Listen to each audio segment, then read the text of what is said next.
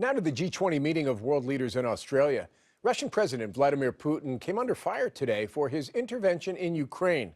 Let's bring in Chief White House Correspondent Major Garrett, who is traveling with President Obama in Australia.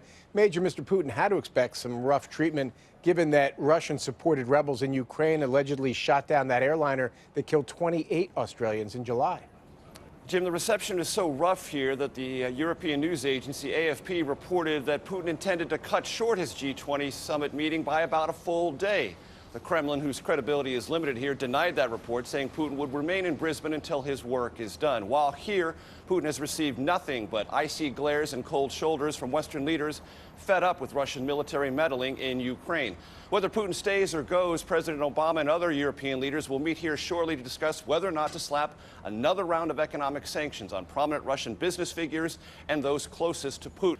This is the second summit this week, Jim, and some leaders have taken their grievances over Ukraine directly to Putin. Canadian Prime Minister Stephen Harper, his office said, reluctantly shook Putin's hand but told him, "I have only one thing to say to you, get out of Ukraine."